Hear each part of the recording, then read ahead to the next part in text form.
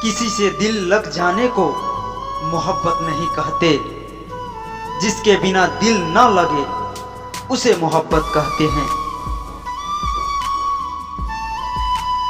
मोहब्बत को जब लोग खुदा मानते हैं, प्यार करने वालों को क्यों बुरा मानते हैं। जब जमाना ही पत्थर दिल है, फिर पत्थर से लोग दुआ क्यों मांगते हैं। कर्ज मोहब्बत का अदा करेगा कौन, जब हम नहीं होंगे तो वफा करेगा कौन।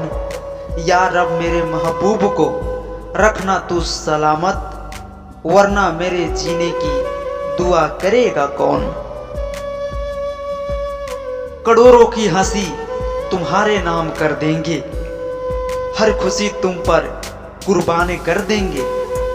जिस दिन होगी कमी मेरे प्यार में बता देना, हम उस दिन जिंदगी को आखिरी सलाम कर देंगे। मुकद्दर की लकीरों से चुराना चाहता हूँ मैं, मरते दम तक तुम्हारा साथ निभाना चाहता हूँ।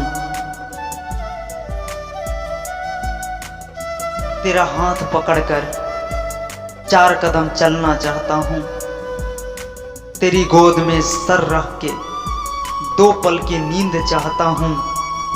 और जब तुम पलके उठाकर मेरी तरफ देख, तब मैं अपनी रूह को तेरी रूह से मिलाना चाहता हूँ। लिखने को जब भी उठाता हूँ कलम, दिल ना जाने मेरा कहाँ खो जाता है।